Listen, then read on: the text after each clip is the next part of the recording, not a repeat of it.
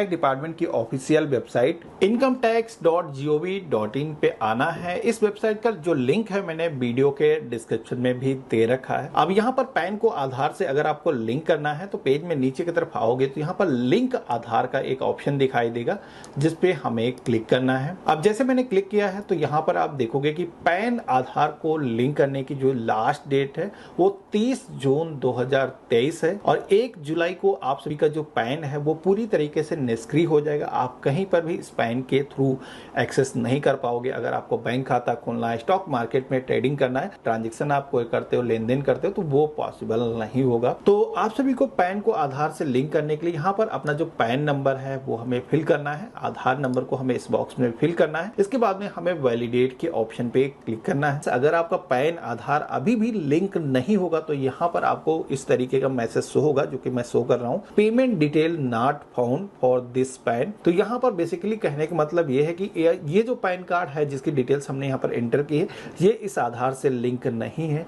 और जैसे कि आपको पता है कि अब गवर्नमेंट आप सभी से 1000 रुपए की जो लेट फीस है वो चार्ज कर रही है। तो पेमेंट करने के लिए कंटिन्यू टू पे थ्रू ई पे टैक्स का जो ऑप्शन मिलता है इस पे हमें क्लिक करना है और यहाँ पर हमें अपना जो पैन नंबर है वो फिल कर देना है। कंफर्म पैन के सेक्शन में रिपीट अपना जो पैन नंबर है वो फिल कर देना है। अपना जो मोबाइल नंबर है वो यहाँ पर फिल करेंगे और कंटिन्यू के ऑप्शन पे क्लिक करेंगे तो यहाँ पर हमारे मोबाइल फोन पर एक ओटीपी आएगा इसको वेरीफाई करने के लिए, जो कि यहाँ पर फिल करने के बाद में हमें कंटिन्यू के ऑप्शन पे क्लिक करना है। तो यहाँ पर हमारा ओटीपी से वेरिफिकेशन सक्सेसफुली हो चुका है। यहाँ पर हमें आगे बढ़ने के लिए कंटिन्यू के ऑप्शन पे क्लिक करना है। बहुत सारे लोग यहीं पर आकर के मिस्टेक कर देते हैं, पेमेंट भी वो करते हैं फिर भी उनका जो पैन है वो आधार से लिंक नहीं होता है। तो यहाँ पर आप सभी से गलती ना हो इसके लिए पहला जो ऑप्शन दिया गया है इनकम टैक्स वाला, जो यहाँ पर आप देखोगे यहाँ पर आपको इसी ऑप्शन पे सेलेक्ट करना है और प्रोसीड के ऑप्शन पे क्लिक कर देना है। असेसमेंट ईयर अभी की बात अगर हम करें कि जून अगर आप 2023 के अंदर पैन को आधार से लिंक कर रहे हो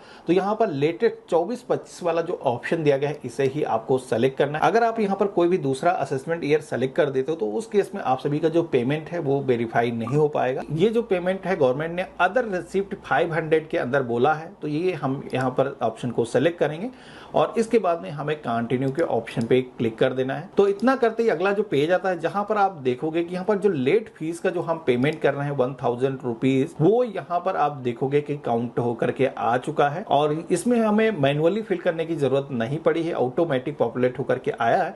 तो हमें यहाँ पर कंटिन्यू के ऑप्शन पे क्लिक करके जो पेमेंट है वो करना होगा। तो जैसे मैंने यहाँ पर कंटिन्यू के ऑप्शन पे क्लिक किया है तो अब हमारे सामने पेमेंट करने के भी कई सारे ऑप्शन आते हैं जिसमें कि आप नेट बैंकिंग, डेबिट कार्ड या फिर आरटीजीएस, एनएफटी या फिर पेमेंट गेटवे का भी ऑप्शन दिया गया है। इनके थ्रू आप जो है पेमेंट कर सकते हो। तो यहाँ पर सबसे आसान जो मेथड है वो पेमेंट गेटवे का है तो हम इसी ऑप्शन को सेलेक्ट करेंगे जिसमें कि कई सारे मोड के माध्यम से हम यहाँ पर पेमेंट कर सकते हैं। फेडरल बैंक का जो ऑप्शन है वो सेलेक्ट करेंगे, कंटिन्यू के ऑप्शन पे क्लिक करेंगे तो यहाँ पर एक बार पेमेंट को वेरीफाई करने के लिए पेज आता है जहाँ पर टर्म एंड कंडीशन को एक्सेप्ट करना है। इसके लिए आई एग्री के ऑप्शन पे क्लिक करोगे, सबमिट के ऑप्शन पे क्लिक करोगे, पे के ऑप्शन पे क्लिक करोगे तो यहाँ पर आप देखोगे कि अब हमारे सामने पेमेंट करने के कई सारे ऑप्शन आए हैं जिसमें कि हम चाहें यूपीआई या फिर credit card, debit card, net banking के थ्रू पेमेंट कर सकते हैं। तो हम यहाँ चाहते हैं एटीएम कार्ड के थ्रू पेमेंट करना जिसमें कि कार्ड पर जो भी हमारा नेम है वो फिल करेंगे और अपना जो कार्ड की एक्सपायरी है, सीवीवी है, ये सारी डिटेल आपके एटीएम कार्ड पर मौजूद होती है। पे के ऑप्शन पे आप क्लिक करोगे तो आपका जो पेमेंट है वो सक्सेसफुली हो जाएगा। आप सभी के सामने एक चालान जनरेट होकर के आ जाएगा जिसमें कि इस चालान को आपको डाउनलोड करने के लिए इस डाउनलोड के ऑप्शन पे क्लिक करना है।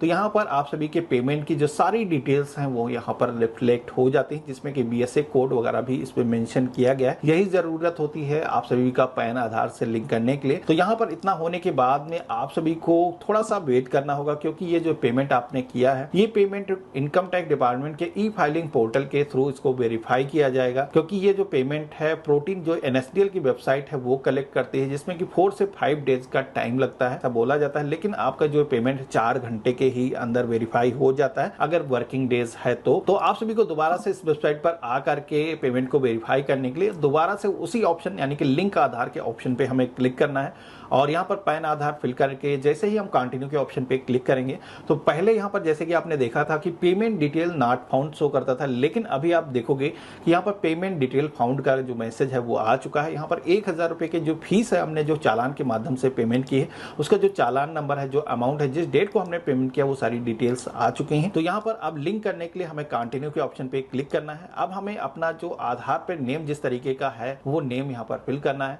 अपना मोबाइल नंबर फिल करना है। यहाँ पर आप सभी को टर्म एंड कंडीशन को एक्सेप्ट करने के लिए आई एग्री के ऑप्शन पे क्लिक करना है। इसी के साथ में दूसरा ऑप्शन है जिसमें कि आपके आधार कार्ड पर अगर केवल बर्थ ईयर ही है, पूरी एग्जैक्ट डेट नहीं है, तो आपको यहाँ पर ये सेकंड ऑप्शन दिया गया, इस पर भी क्लिक करना पड़ेगा। अदरवाइज आपको यहाँ पर लिंक आधार के ऑप्शन पे क्लिक कर देना है। तो आप सभी का जो पैन है वो आधार से इतना करने के बाद में सक्सेसफुली लिंक हो जाएगा।